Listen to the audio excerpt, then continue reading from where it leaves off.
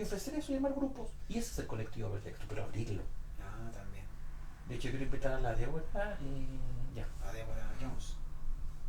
Que lo habíamos conversado, Sí. ¿cachai? Donde ella Estamos pueda, al aire, Tulio. sí, donde ella Estamos pueda al aire ya, estamos al incorporar aire. el tema de una mirada feminista. Sí, interesante. Género, Sí, porque estudio latinoamericano, literatura, arte. Sí, Vale, bienvenido, sí. por favor. Bueno, acá estamos transmitiendo en vivo. Estamos dos, pero Jonathan está ahí tras bambalinas. Así que, bueno, les damos la bienvenida a todos los que se están sumando a nuestro nuevo programa. Estamos a puertas del gran plebiscito del 4 de septiembre. Y acá estamos junto a Rodrigo Valenzuela, alias Lardo, para ustedes, por favor, representando todo lo que es el psicoanálisis post-lacaniano, lacaniano, guattariano, deleuziano, lo que sea. Todas esas variedades. ¿Cómo, Jonas? Pregunta si se escucha bien. Ah, ¿se escucha bien? Por favor, eso desde detrás bambalina me pregunta si se escucha bien. También ahora... Van a decir sí. Claro, el celular, así.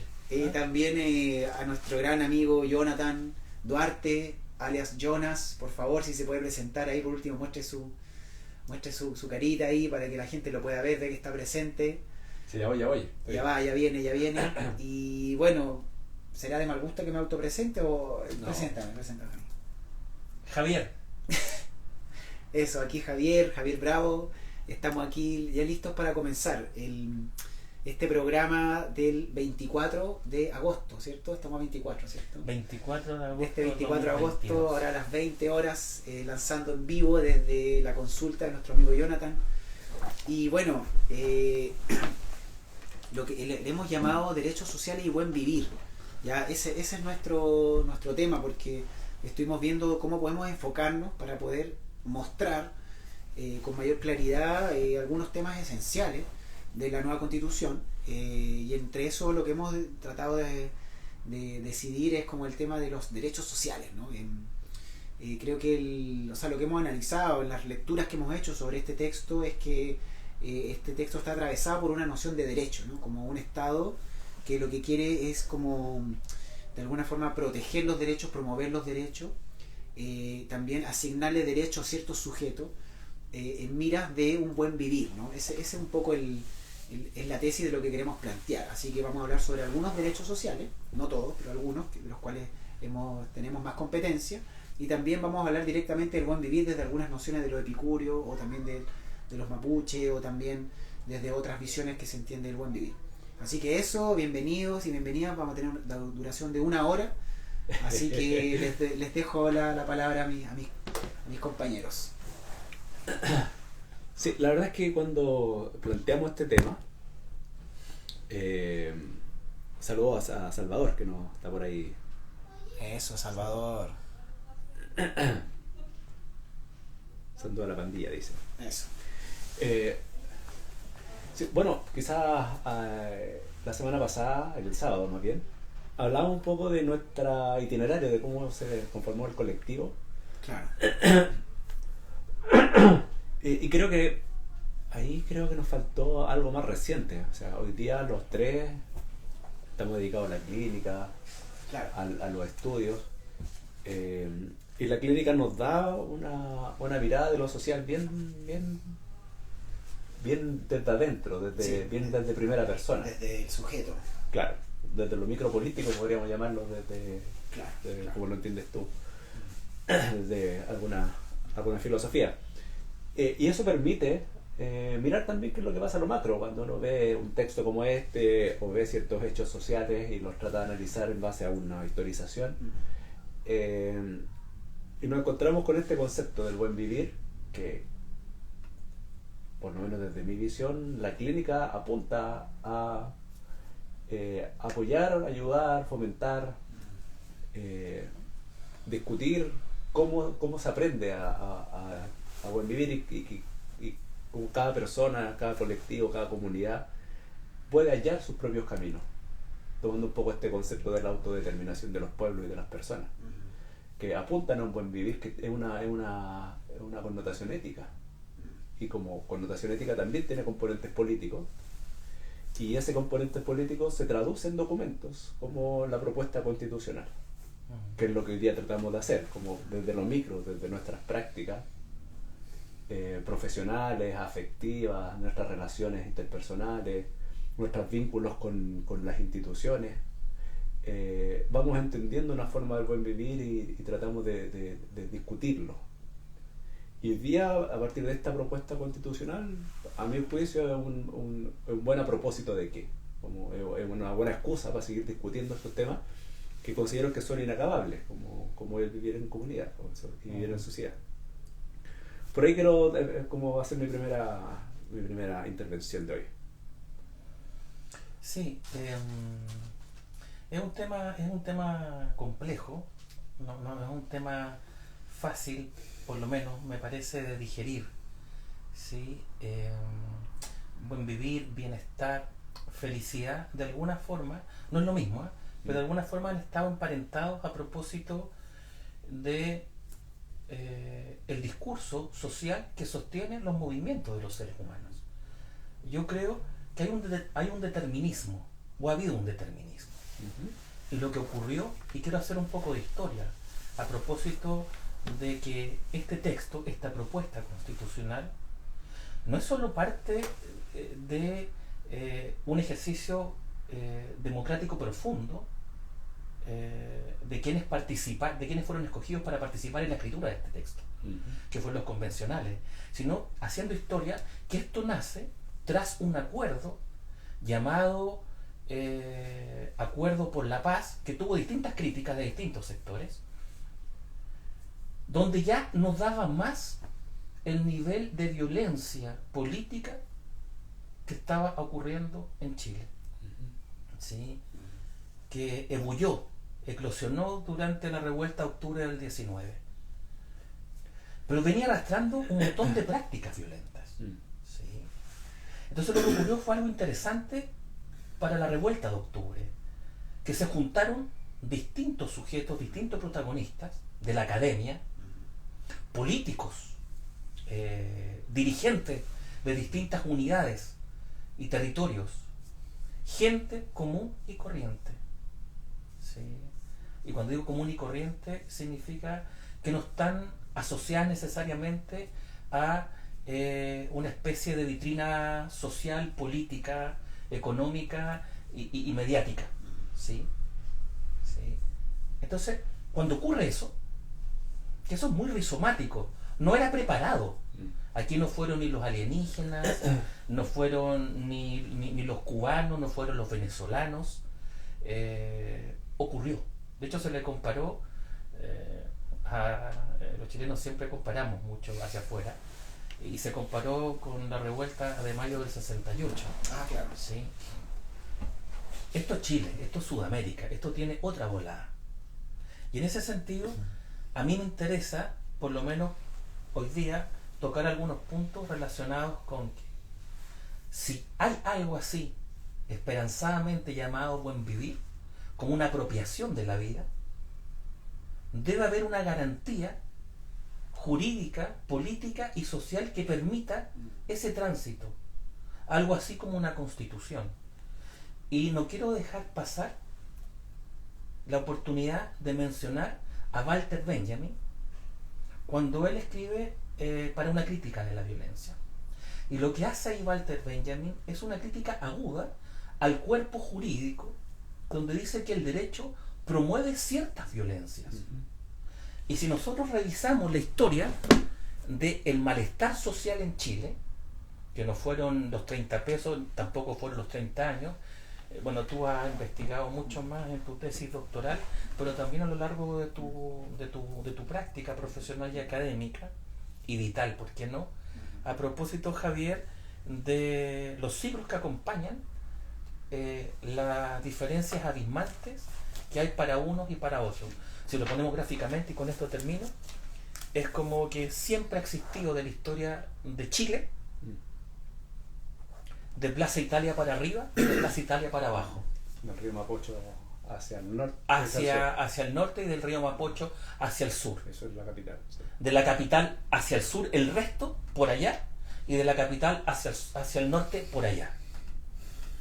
Entonces, un cuerpo jurídico que rescata los derechos sociales, los pone como protagonistas, me parece que es una base mínima para pensar en algo como lo que tú mencionaste, el buen vivir. A mí me parece que es fundamental.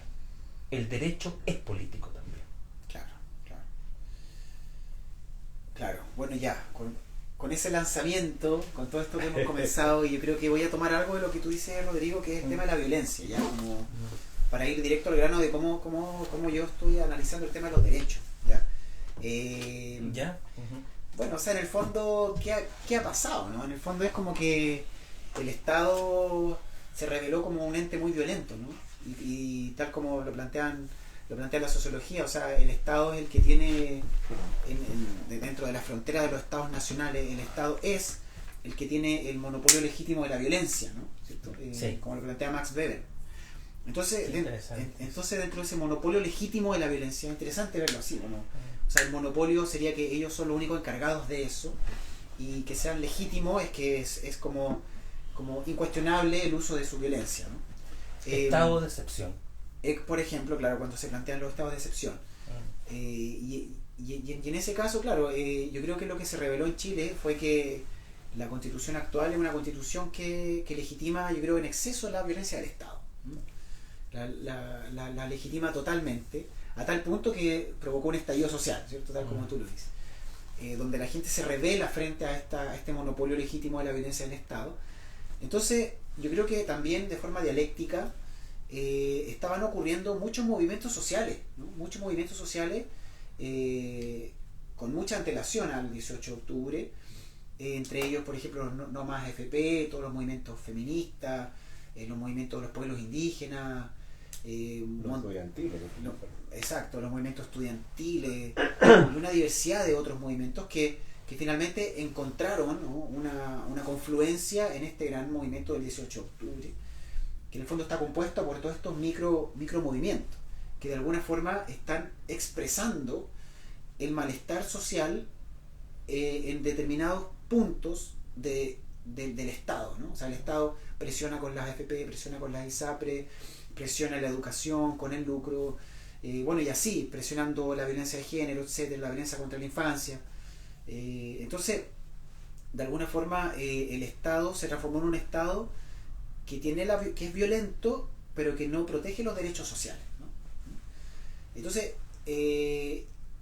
la nueva Constitución, yendo ahora al texto, lo que hace es, de alguna forma, como levantar esta demanda de los movimientos sociales y transformar al Estado en la Carta Magna como un ente que lo que hace es como un protector de los derechos, ¿no? Como un garante, ¿no? El Estado como garante de los derechos, ¿no? Entonces yo creo que entendiéndolo en este contexto de la violencia, los movimientos sociales y esta propuesta, de alguna forma es como que el Estado cambia su rol de ser un Estado que no protege derechos, al contrario, que los vulnera y los viola, a un Estado que desde un inicio es un garante de derechos, ¿no? Y ojo que el enfoque de derechos es un enfoque que se ha movido mucho a nivel como de los programas sociales, de los proyectos sociales, de los, no sé, del Ministerio de Desarrollo Social, por ejemplo, Ministerio de la Mujer, etcétera.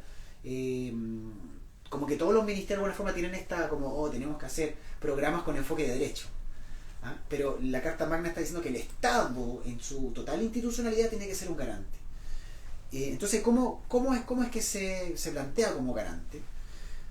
Es que tiene que ver con lo que igual planteamos la sesión anterior, que era que esta Constitución recoge la voz de los sin voz, ¿no?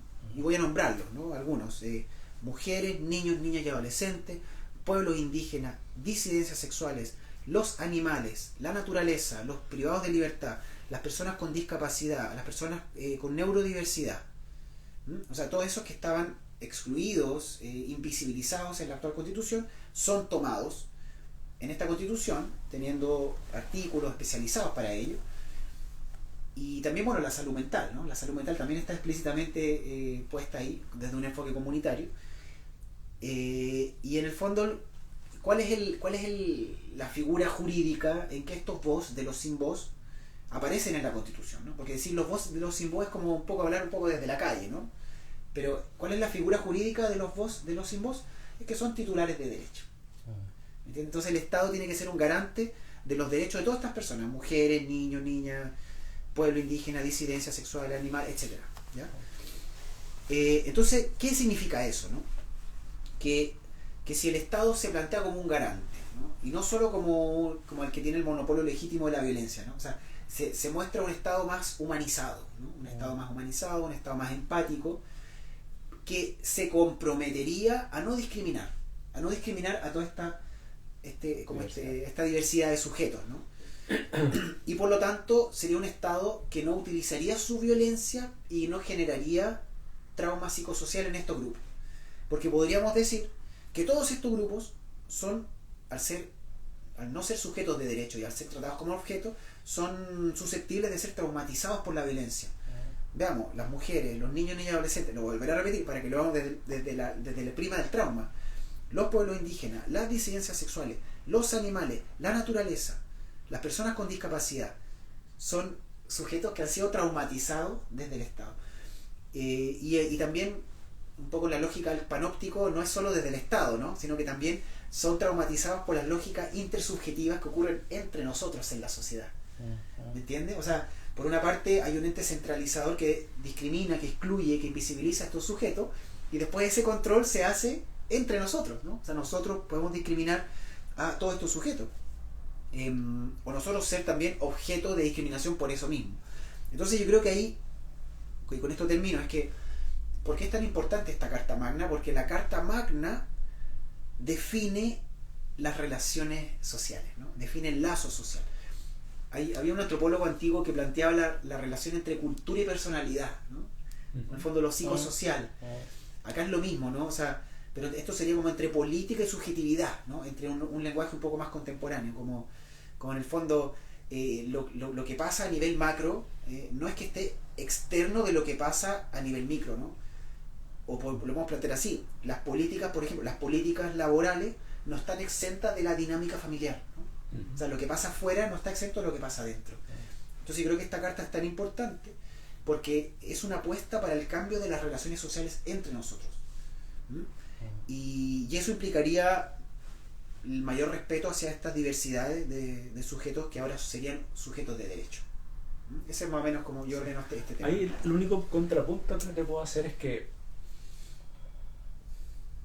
en cierta medida el Estado ha sido una institución que genera violencia. Sí. Ahí, y el ejemplo más claro fueron los 17 años de dictadura, en donde hubo una política de Estado explícitamente violenta para reducir la disidencia. De exterminio. Claro, de erradicación, de exterminio.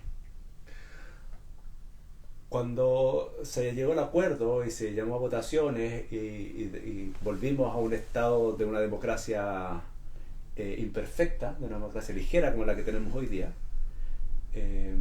varias de las instituciones que antes eran del Estado, previo golpe militar, fueron tomadas por personas civiles que estaban a favor de la dictadura. Por eso se le llamó dictadura cívico-militar. Y esas personas se apropiaron del Estado, desmantelaron el Estado y se hicieron propias muchas de las instituciones del Estado. Y además, la clase política, que empezó a acordar con la dirigencia de la derecha, empezaron a hacer ciertos acuerdos y se tomaron el Estado como un botín. Entonces, lo que fue más bien fue seguir manteniendo un Estado pequeño, un Estado subsidiario, que todavía está en la discusión hoy día, y dejarle todo a la autorregulación, al mercado. Y el mercado fue el que generó muchas prácticas abusivas. Entonces, no fue el Estado necesariamente el que ejerció la violencia, pero sí la permitió. Por lo tanto, igual es cómplice. Entonces, no solamente fue el Estado el que ejecutó acciones de violencia, sino que las permitió también al dejar y no regular ciertas prácticas que evidentemente eran abusivas. Las colusiones son como el ejemplo más evidente de lo que quiero señalar. Entonces, lo que nos fuimos acostumbrando en los últimos 40 años fue a que las instituciones fuesen violentas. Y nos hemos acostumbrado a esa violencia. tampoco manosear la palabra, pero igual la utilizaré, nos hemos habituado a esa violencia. Y por lo tanto, cuando viene un otro que nos parece distinto a exigir ciertos derechos, igual para algunas personas eso les resulta violento, como a los indios que quieren todo. Ahora los colas también que quieren todo. Y mucha gente se siente ofendida. Pero quieren todo gratis. Todo gratis, claro.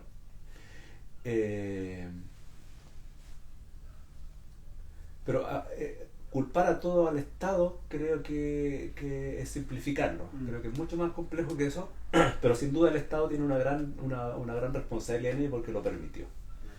Y un poco lo que hablamos antes de comenzar, fueron ciertos grupos, no quiero usar la palabra porque Rodrigo después la va a explicar mejor, fueron ciertos grupos privilegiados que en su endogamia, en su endogrupo, entendían al otro, al distinto, como un enemigo.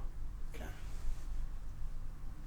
Y esas prácticas del que está fuera el enemigo, el que está del Plaza de Italia para abajo, el negro, el pobre, el kuma, el punga, el flaite, todas esas connotaciones peyorativas, claro, colocan al otro como el enemigo, a los que ojalá exterminar o menospreciar o vapulear, y yo me coloco en una situación de privilegio porque no tengo esas características. Claro. Pero esa exclusión inmediatamente hace sentir que no compartimos el mismo lugar, no compartimos las mismas cosas, que somos distintos y que no podemos llegar a ningún acuerdo porque tú no puedes tener lo mismo que yo, porque yo me lo merezco, ya sea por un estatus adquirido o por un estatus heredado. Y creo que esa es una de las grandes trabas que tiene que hoy día mucha gente esté pensando en votar rechazo. Porque estamos hablando de más de 2 generaciones que venimos escuchando este discurso de diferencia, este discurso de segregación, este discurso de que hay unos que están más arriba y otros más abajo. Y creo que la Constitución intenta de cierta manera aminorar esas diferencias, pero creo que es el punto de partida para empezar a hacer un cambio que ya llevamos, insisto, más de 2 generaciones. Ahora, esa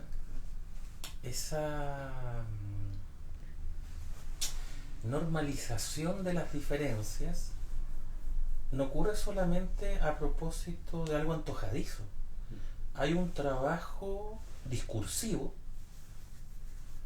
que yo comparto contigo a propósito de una mirada en cómo los gobiernos particulares, un Estado chileno que está en colusión, lo voy a decir de esta manera, un Estado chileno, una estructura de Estado chileno que está en colusión con los grandes grupos económicos,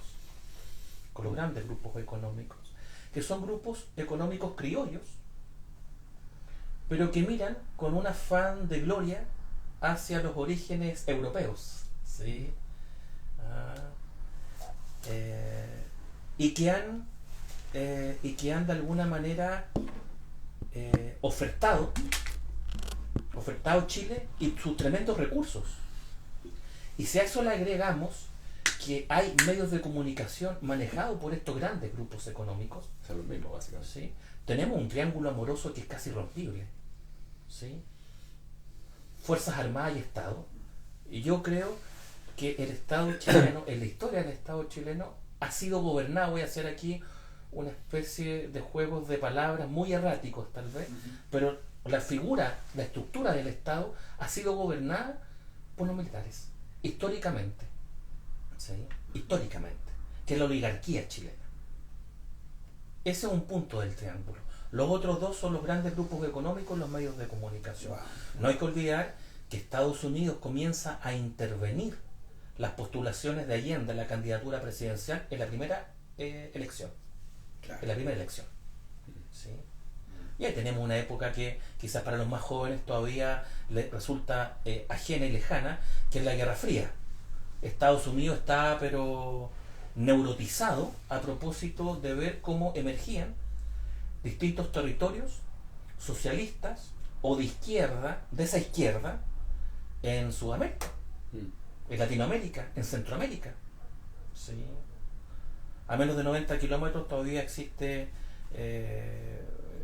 ¿cómo se llama? Un país con un régimen socialista. Que todavía Sí. resiste.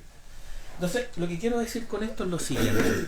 Hay un discurso que se dejó caer sobre los cuerpos, que es lo que hemos visto en otros programas que se llama biopolítica, que lo trabaja Foucault. Y en ese sentido, se construyó un cuerpo en desmedro de lo que las mismas personas se hacen llamar somos de la élite. ¿Sí? Venía escuchando, yo les comentaba antes del programa, venía en la micro, y con este termino la idea, venía en la micro escuchando la radio Futuro. Palabras sacan palabras y están entrevistando a quien es hoy día un personaje. Javiera Parada, hija de uno de los profesores de uno de los crímenes más horribles que hubieron durante la dictadura. Hubieron muchos horribles, pero particularmente el secuestro, el degollamiento y la dinamitación de los 3 profesores del Colegio Latinoamericano, ¿sí? Donde estaba Javiera Parada y estaba también, o sea, donde está el padre de Javiera Parada y estaba también el padre de Guerrero, un gran filósofo, ¿sí? Con quien tuve el placer de tenerlo como profesor en el pregrado. Y escuchaba a Javiera Parada y es interpelada por uno de los periodistas del programa y le dice: ¿pero qué es esto? ¿De qué trata esto de la centro-izquierda cuando ustedes están vinculadas a la derecha? Y usted fue jefa de campaña de... Briones. ¿De Sichel o Briones? Briones. De Briones. Sí. Entonces ella saca el tema del estallido social y lo que señala con una naturalidad, un desplante, y que los periodistas curiosamente no interpelaron. No la cuestionaron, pero para nada. Y ella dice que el estallido social era la inconformidad principalmente de las personas hacia la élite que componía los partidos políticos, de la cual yo también vengo. ¿Qué tal?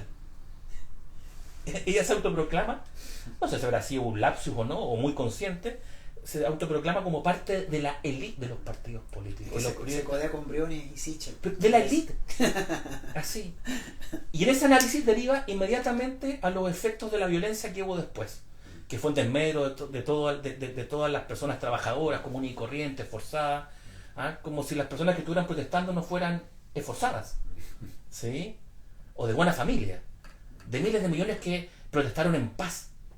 En paz, si había mucha rabia. Algunos la encarnizaron en la primera línea, sin duda. ¿Sí? Que era un corpúsculo. Sí, tú que trabajas en las estadísticas, era insignificante eso. ¿Sí? Entonces, es interesante lo que menciona esta mujer, porque hay ahí efectivamente un pensamiento de personas que creen pertenecer a una élite. A una élite por el colegio que estudiaron, por la trayectoria transgeneracional y familiar, por los lugares donde nacieron y donde viven, por los apellidos que portan. Lo que intento mostrar es la corporización de un sujeto específico llamado élite y el resto. Y eso, yo tomo lo que tú dices, el Estado no puede seguir sosteniéndolo. Y este gobierno que intenta mostrar una administración estatal distinta ha sido ametrallado por distintas partes. Yo creo que fue un error que Boric no haya reconocido y el gobierno efectivamente que están en favor del apruebo.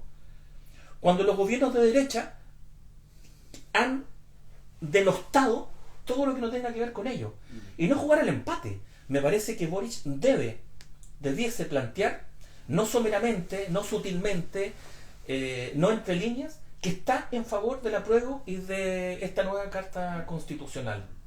¿Sí? Hay gestos, obviamente, cuando fue a recibir de la mano de la presidencia y la vicepresidencia de la Convención Constitucional este borrador. ¿Sí? Sí, no lo fue a saludar cuando fue proclamado presidente también. Y también fue para allá. Es que después lo presionaron también.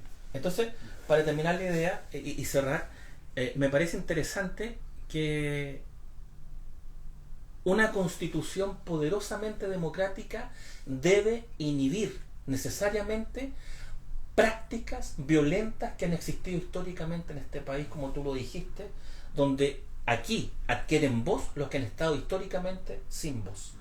Y eso es lo mínimo que se le puede pedir a un país. Es lo mínimo para poder trabajar en comunidad. Es lo mínimo. Claro, wow, creo que estamos tocando hartos temas, ¿no? Bastante. Yo creo que creo que lo que sí yo podría como señalar un poco es como el tema de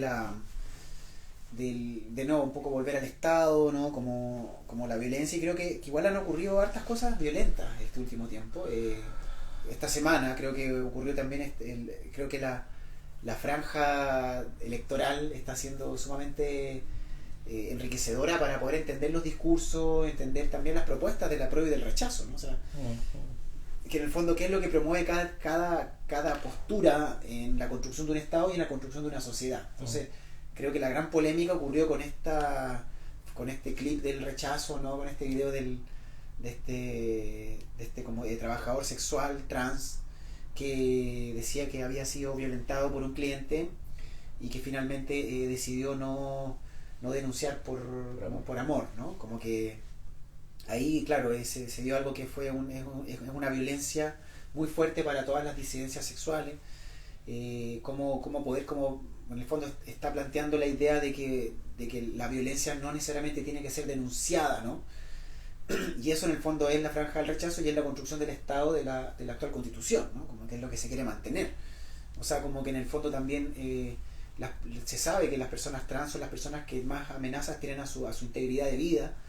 Entonces que aparezcan en el rechazo diciendo que pueden hacer lo que quieran con ellos, que nadie los va a proteger, ¿me entiendes? O que ellos incluso pueden no denunciar por amor a lo que sea, de alguna forma lo está dejando a la libre vulneración, ¿no? Y a la libre vulnerabilidad.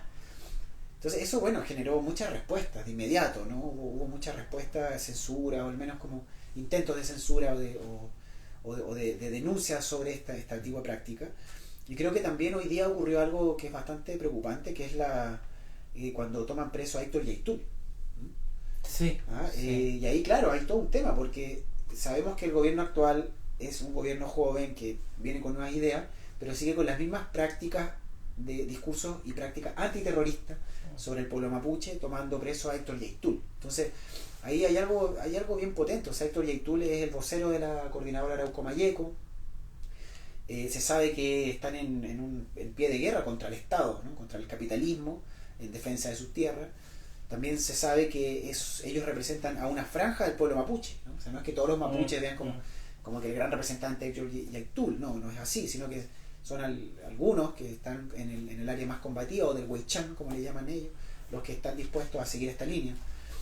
Entonces, claro, ahí hay una clara como un claro ejercicio del monopolio legítimo de la violencia de parte del Estado, ¿no? O sea, y ojo con eso también, o sea, independiente de donde venga el Estado, o el tipo de gobierno, la violencia lo van a ejercer igual contra los otros, ¿no? Siempre va a haber como tú decías, la construcción de un otro que va a ser considerado el enemigo, perdón, lo decías tú. Entonces, o los dos, ya no sé quién está diciendo qué cosa aquí, pero por ahí sé que está en este ambiente. Entonces, claro, el pueblo mapuche sigue siendo el otro, el enemigo, el denostado, ¿no? Ahora el terrorista, el narcoterrorista incluso, considerado desde el Estado. Entonces, es bastante duro que se siga con esas prácticas. Entonces, en ese sentido, yo como que igual, claro, podría detenerme en algunos derechos y todo, como el derecho a la salud, que podríamos transitar hacia allá, nosotros que como profesionales del área de la salud. Pero yo insisto en algo, ¿no? Como que haciendo un análisis de la Constitución, porque el rechazo es una franja muy amplia, ¿no? De personas, ¿no? Que van a votar rechazo. Y yo estoy seguro que va a ganar el apruebo. Pero el margen no sé si sea tan amplio, ¿no? Lo mismo que pasó con Boric y Kast, ¿no? Yo creo que sí. yo creo que se van a repetir los mismos números, porque los jóvenes y las jóvenes van a votar, ¿ya? Y los jóvenes y las jóvenes saben en sus casas lo que han visto, en sus familias, en sus padres, en sus madres, en los lugares de trabajo, en la forma en que se relacionan amorosamente sus progenitores, la gente mayor, que de alguna forma esa construcción de sociedad y esa forma de Estado es algo que tiene fallas, ¿no? Los jóvenes lo saben. lo sienten en sus cuerpos. Por eso son tan rebeldes actualmente de un montón de cosas. Le llaman la deconstrucción, ¿cierto? O sea, deconstrúyete, ¿no? Ese es como el lema, ¿no? La deconstrucción de muchas cosas, ¿no? Del racismo, del clasismo, del sexismo, de género. De los distintos ismos. De los distintos ismos, como tú lo dices con esa T bien, tan bien marcada. Se nota que eres lacaniano. Con eso, Sí. eres psicoanalista lacaniano. Entonces, es como que en el fondo la deconstrucción, ¿no? Y esta constitución, por su color de inicio, es una constitución deconstruida, ¿no? O deconstruide, ¿no? Es un ejercicio permanente de deconstrucción. Entonces, yo sé que los jóvenes van a votar y por eso va a ganar el apruebo. Pero siento que el desafío de los gobiernos, que esto cuando ya se empiece a implementar, por ahí por el 2024 y más allá, va a ser cómo realmente hacer esta bajada, este aterrizaje de esta, aunque teóricamente es muy coherente con todas las teorías críticas actuales, postmodernas, como sean, o transmodernas, postneoliberales, qué sé yo.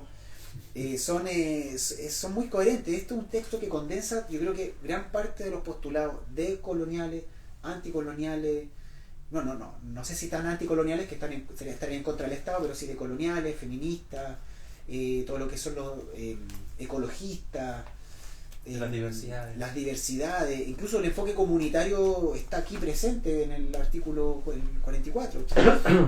Entonces todas las teorías críticas están aquí, ¿no? Están aquí. Pero ¿cómo hacemos el aterrizaje real?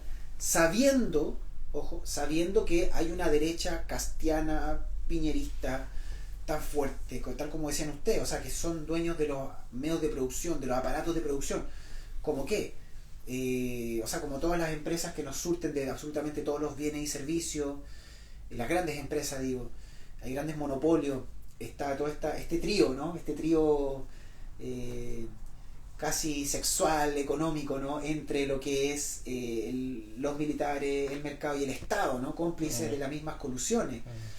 Entonces lo que veo es cómo esta generación deconstruida, en proceso de construcción, en este tránsito, va a lidiar con estos poderes fácticos que tienen todo amarrado, ¿no? Y si se les desanudan las legalidades, ¿cierto? Estos nudos legales, si logran desatarse estos nudos legales que permiten todas estas colusiones, porque todas las colusiones son legales, ¿no? Ojo con eso. Sí, claro.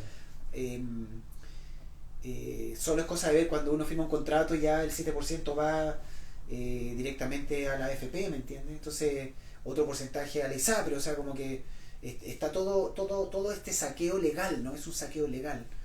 Entonces cuando finalmente esto se apruebe y cómo se va a implementar con estos poderes fácticos tremendos que tienen la sombra de la dictadura, ¿cierto? La sombra del uso de la violencia por sobre el uso legítimo del Estado, porque la dictadura cívico-militar fue una dictadura donde los militares se tomaron y tuvieron se tomaron el poder del monopolio legítimo de la violencia, ¿no? Y de alguna forma subyugaron al Estado, ¿ah? Construyendo un estado de terror. Exacto, claro. ¿Sí? Exacto. Esa es la figura. Hay un estado de terror. Claro. O sea, ahí Claro. un par de contrapuntos. Pero déjame terminar con esto. Entonces, en el fondo es como yo creo que ahí va a aparecer algo como Star Wars, así como el Imperio contraataca, ¿me entendí? O sea, va a aparecer ahí casi como Darth Vader, ¿no? Bueno, aunque no porque Anakin en algún momento fue bueno, ¿no? Entonces, Cass nació malo, ¿no? Entonces No se paró, pero sí, el emperador. El emperador, ¿cómo? Sidious. Esa. Entonces creo que ahí hay que también ver eso, y creo que lo otro, que no es solo de este como gran enemigo del cambio, que sería toda esta oligarquía y toda esta élite, sino que también en el fondo como nosotros, como ciudadanos, como ciudadanía activa, participativa, con democracia directa, con voz y voto, podemos encarnar los cambios de la Constitución. ¿Me entiendes? Porque el experimento neoliberal chileno ha sido tan brutal, la construcción de subjetividad y personalidad ha sido pero tan eficiente y eficaz, que todos nos hemos transformado en sujetos individuales y consumistas, ¿no?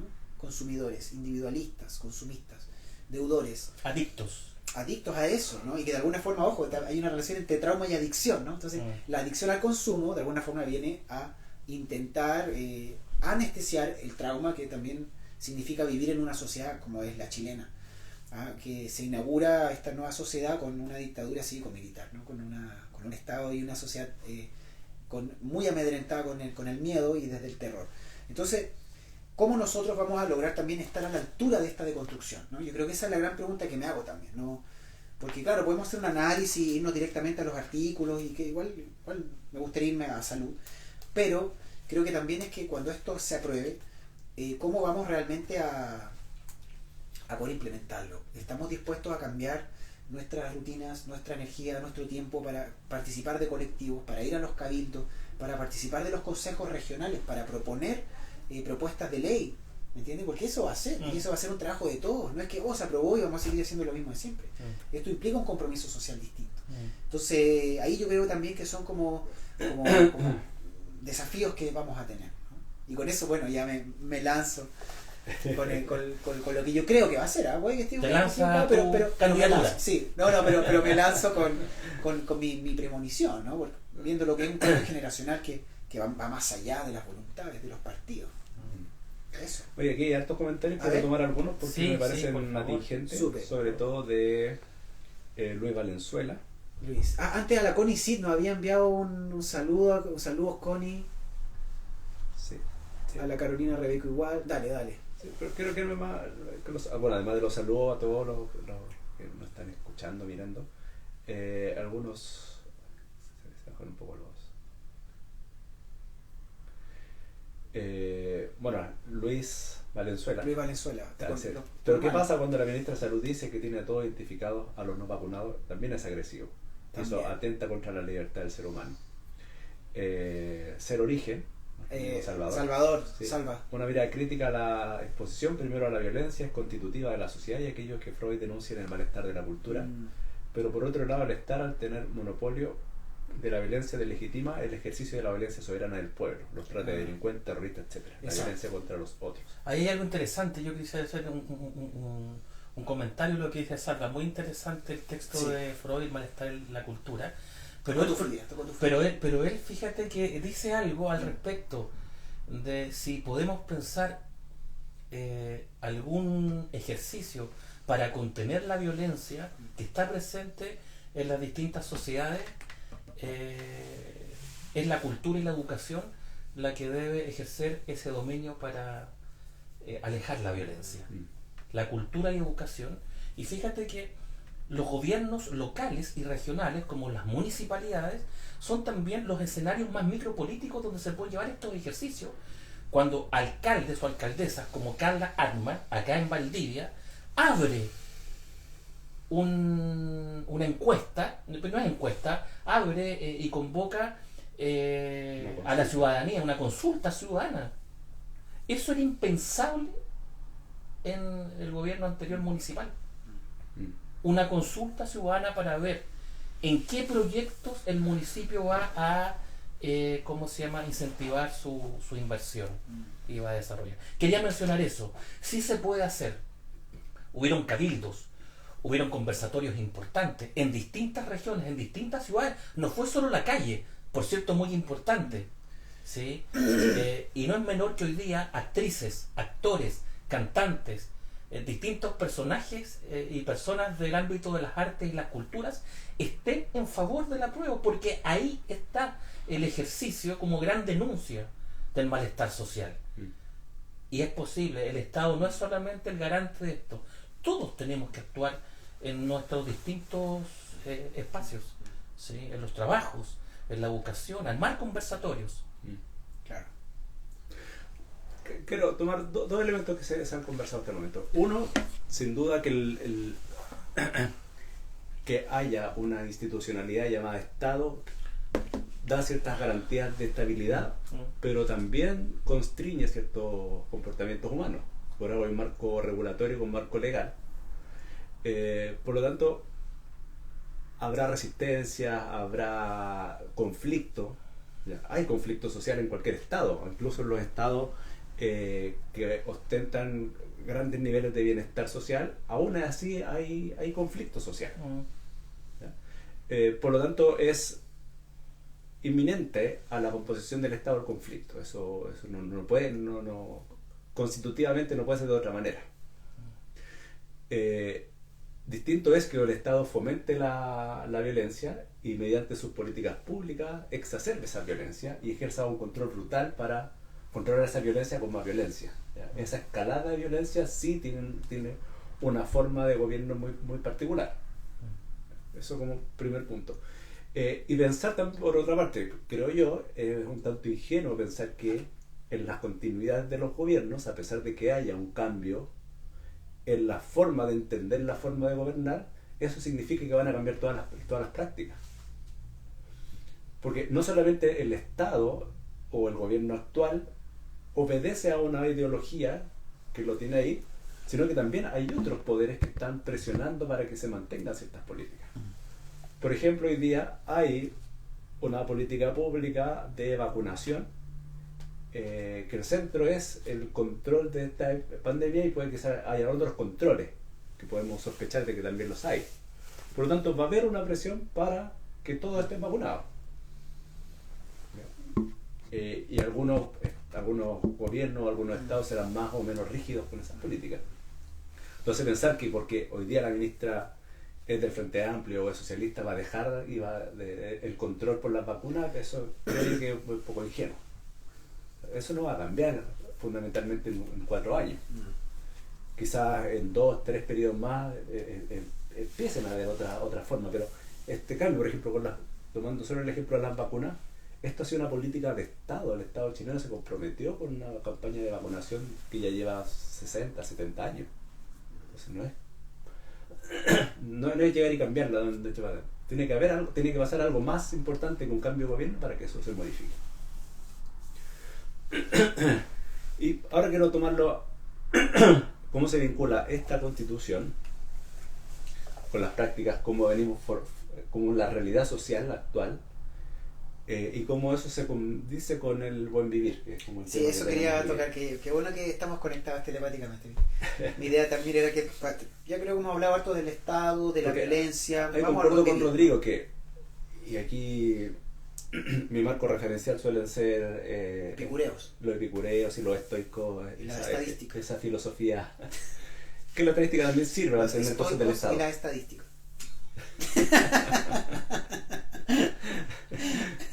Oye, todo esto, Nelson Duarte Grande, mi hijo, dice. Sí, mi papá. Tu padre.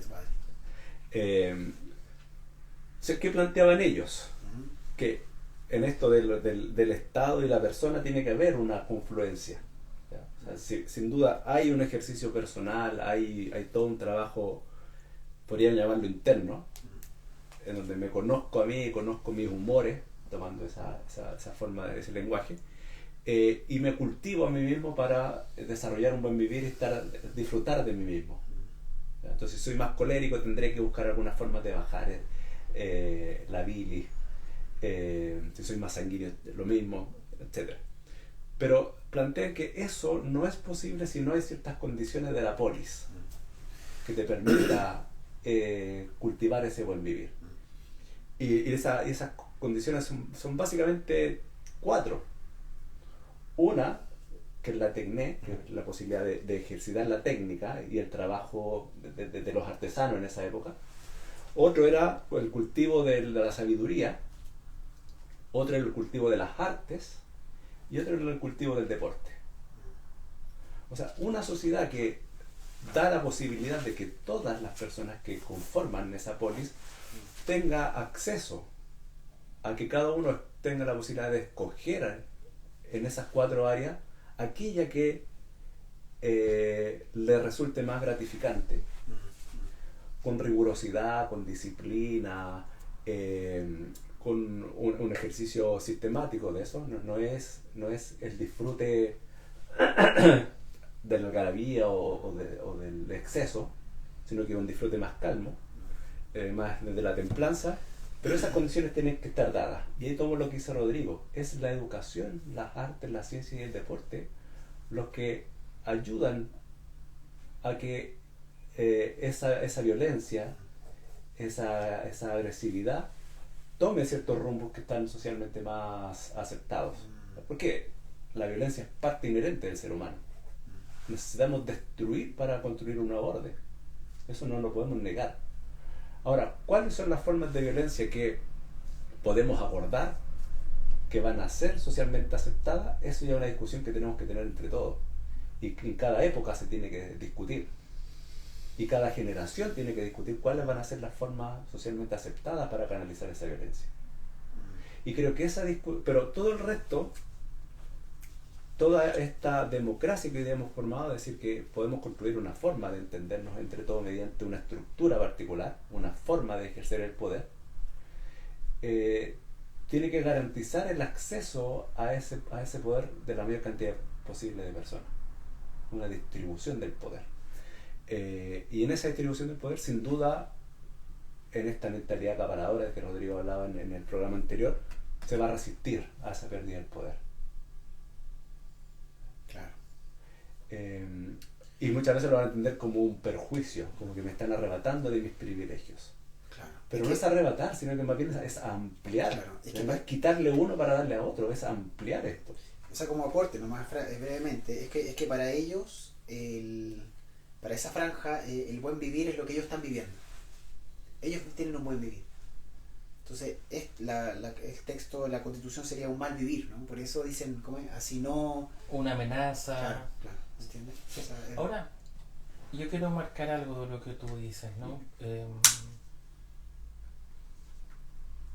Se requiere un cuerpo jurídico poderoso y fuerte que permita a esas personas que por iniciativa propia no les nace solidarizar bajo la lógica del enriquecimiento propio, del progreso propio, de la ampliación de riquezas propias. Esa es la lógica básica del capitalismo, ampliar la riqueza. Esas personas no van a hacer un acto psicomágico, tú que dialogas ahí con Jodorowsky, con Alejandro Jodorowsky. No van a hacer eso. No. ¿Sí? Requieren un cuerpo jurídico que los regule,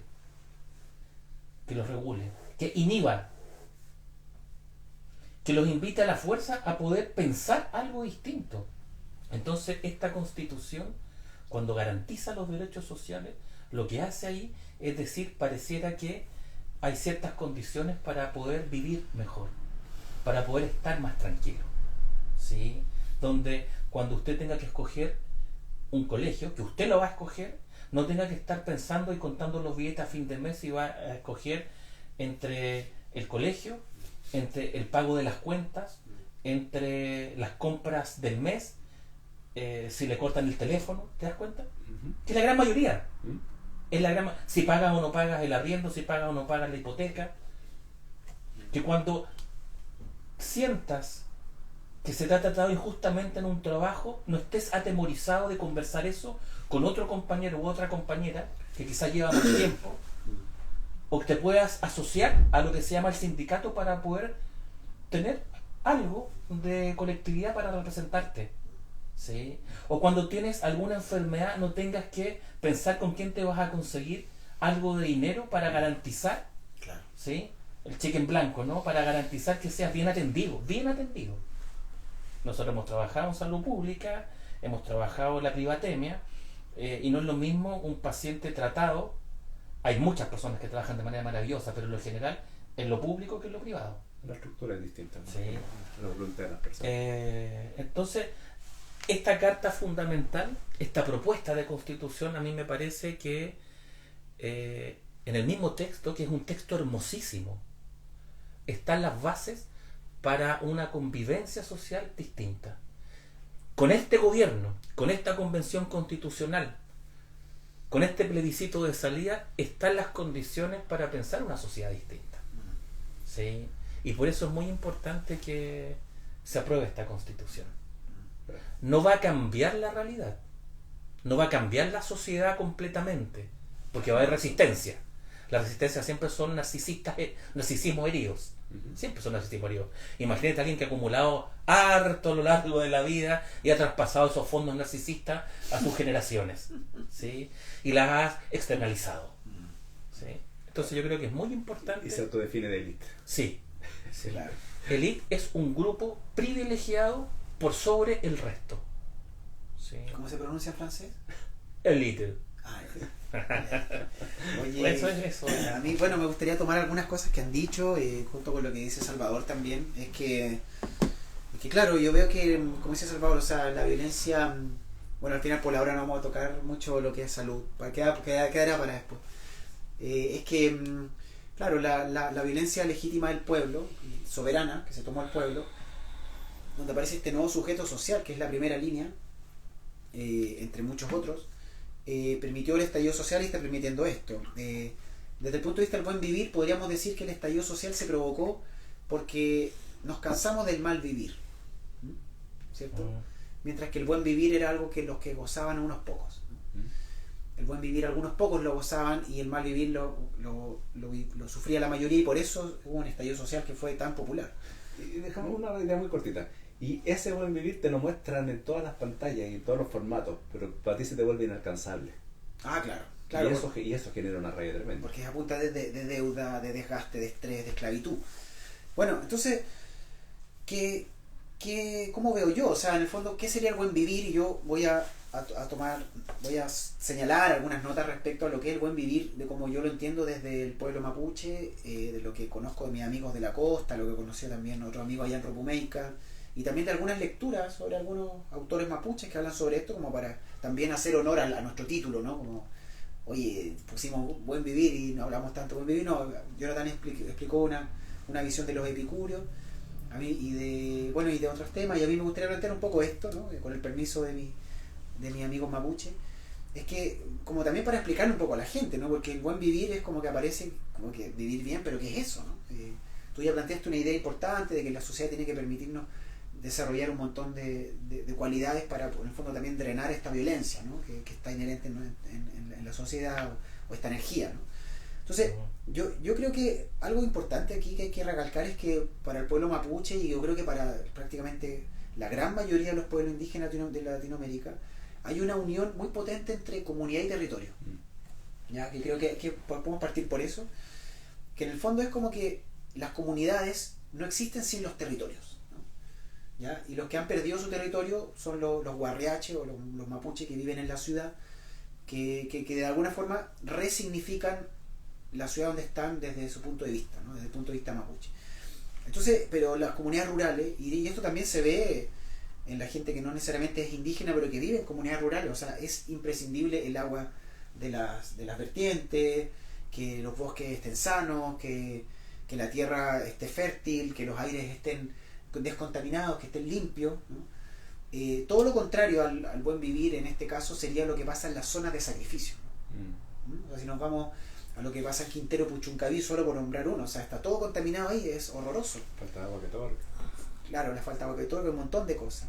Entonces, estamos en la hora, sí. Entonces, solamente acá me gustaría nombrar un concepto que es muy potente, que es el concepto de asmapu, ¿no? De los mapuches. ¿Cómo es? El asmapu. O admapu también. Que en el fondo es como que para ellos el admapu, el asmapu, es la norma de su sistema de vida, ¿ya? Que tiene que ver con escuchar a la naturaleza. ¿Entiendes? O sea, mientras la naturaleza, cada territorio natural tiene su orgánica, ¿no? Tiene su biodiversidad, que ellos le llaman el litrofil muñén, ¿no? Y el litrofil muñén se refiere a los seres vivos, pero incluso a los que están muertos, ¿no? O a los espíritus, a los ñen, a los guardianes. Entonces, el asmapu sería el mandato de esta naturaleza para que la gente que vive ahí en los territorios la respete y se mantenga el equilibrio, ¿entiendes?, entre comunidad y territorio, ¿no? Entonces, para que una comunidad esté sana, incluso se llega a ver que una persona se enferma a veces porque transgredió el espacio sagrado de un bosque, ¿me entiendes? O sea, es toda otro mundo, otra ontología, otra cosmovisión, ¿no? O otra cosmovivencia, ¿no? Entonces, la enfermedad no tiene que ver solo con algo interno, ¿no? Sino que tiene que ver con la relación entre los sujetos y su territorio, o entre comunidad y territorio. Entonces, y corta absolutamente la lógica del acaparamiento. Total, claro, porque todo es colectivo, sí. O sea, hay que respetar al cerro, porque ahí hay un guardián espiritual. Si se altera, nos vamos a alterar todo y puede que ocurran calamidades a nivel humano. Entonces hay una unión bien potente entre lo que es como lo humano y lo no humano, ¿no? O entre lo terrenal y lo espiritual en el pueblo mapuche. Incluso hay un tema súper importante con el agua, ¿no? O sea, ¿por qué los mapuches cuidan tanto el agua? Y esto también lo planteo en el contexto de la Constitución, porque la Constitución dice que es plurinacional y también intercultural, entonces tenemos que entender eso, ¿no? El cuidado del agua también. Claro, el agua no es solo el cuidado para la vida, ¿no? Sino que el agua es el cuidado para la muerte. Y les voy a explicar por qué. Esto me lo contó un amigo de la costa. Que en el fondo es como que cuando los mapuches mueren, ellos tienen la creencia de que su especie de alma, que se llama ¿cómo le llaman? Se me olvidó en este momento cómo le llaman el la especie de como de alma. Lo que hace es como transitar a través de los trayencos, que son los cursos de agua, ¿no? Las cascadas, como que después los ríos, como que en el fondo las almas, en este caso mapuche, que no se llama alma en este caso, pero es como el símil, al ser enterrado el cuerpo, se va a través del agua, y el agua a través de los esteros llega al mar, ¿ah? Y después en algún momento místico por ahí es recogido, puede ser por una ballena o por alguien que tiene una barcaza, y lo lleva al horizonte donde se funden los dos azules, ¿no? Que en el fondo el horizonte con el mar se funde, entonces ahí las almas se van al Huenumapu, que es el cielo, ¿ah? Entonces cuando los mapuches cuidan el agua, no cuidan solo para que ellos puedan tomar agua o regar, sino que cuidan para que las almas mapuches, cuando mueren, puedan irse al horizonte mapuche, que es el camino al Huenumapu. ¿Me entienden, no? Entonces cuando se plantea la defensa del agua es para la muerte, ¿ah? Entonces por eso se defiende tanto el agua, y es tan dramático cuando hay sequía o cuando las forestales se ponen cerca de los cursos de agua, ¿ah? Entonces hay algo potente, porque esta constitución plantea eso, plantea el buen vivir, y el Cume Muñén, que sería el símil mapuche, plantearía que hay que cuidar los territorios naturales, ¿ah? Para asegurar la coexistencia y el equilibrio entre las comunidades, los territorios, la vida, la muerte, etcétera, etcétera. Así que eso también me gustaría plantear, que yo creo que lo podemos desarrollar mucho más, quizás para los otros capítulos, pero con eso también terminar un poco que los derechos de la naturaleza están ligados con eso también, ¿no? Eso. ¿Estamos entonces, ¿no? Sí, no, solo lo último que me quedé pensando en esto, que sin duda la visión que planteé del buen vivir tiene que ver con la persona y la sociedad, que es una visión bien humanista clásica. Ahora lo poshumano, que trasciende lo humano y que nos entendemos dentro de este curso más amplio, que recién hoy lo estamos discutiendo un poco más con esta conciencia más ecológica, que también lo plantea la Constitución, y con lo que trae a colación, sin duda amplía esta forma de entender el buen vivir. El buen vivir, claro. Y a eso se refiere, por ejemplo, nociones como condiciones básicas de supervivencia, o por ejemplo de esparcimiento, que las personas tengan un espacio vital apropiado para la vivienda digna, por ejemplo. Claro, también, o sí. los barrios, que puedan ellos definir cómo quieren vivir en ese barrio, no solamente en una población que haya un peladero de tierra donde juegan los cabros chicos. Es lo que me tocó vivir a mí, por ejemplo, en mi barrio, donde jugábamos no había pasto, no existía el pasto. El pasto estaba en otras comunas, no habían canchas, las canchas estaban en otros barrios, no en el nuestro. Y todo se te hace sentir que tú no eres, que ese territorio no es tuyo, que es un territorio duro, de pobreza, de exclusión. Y yo no quiero eso para toda la gente, ni para todo el resto de las personas. No quiero que, o esos blogs llenos de personas todos hacinados. ¿Qué relación tienes con el territorio ahí? No, el territorio del el camino al ascensor, así. Con suerte. Claro. O Bueno, salir porque y el miedo que te vayan a asaltar, o, Sí. o no hay ni un árbol, no hay nada. Este modelo lo que te hace es como te exilia del barrio. ¿Te das Siempre estás cuenta? pensando en irte de ahí y ir a otro Hay lado. un exilio del barrio. Claro. Oye, ya yo creo que vamos cerrando, ¿no? Sí, sí. Vamos cerrando. Nada, bueno, como todas las conversaciones, estas son invitaciones a seguir pensando, reflexionando. Esto no es algo zanjado, para nada. Está siempre continuando, ¿no? Sí me parece que es importante promover las conversaciones, hacer que las personas conversen, se junten, dialoguen, interroguen, lean la Constitución, vean cómo están en el trabajo, vean las injusticias que han vivido y vayan viendo que si bien esto no es una solución de facto a todos los problemas, pero sí una tremenda invitación a un modo de convivencia distinto, ¿sí? Donde, como tú iniciaste, muchas identidades diversas a lo hegemónico tienen cabida, y eso sin duda tiene un nombre, eso es democracia. Eso es democracia, ¿sí?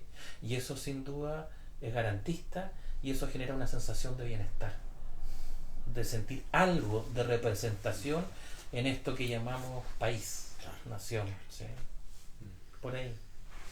Eso. Pues. Oye, seguimos con los programas los miércoles a esta hora. Sí, El el próximo sábado miércoles nos vemos, fue- sí.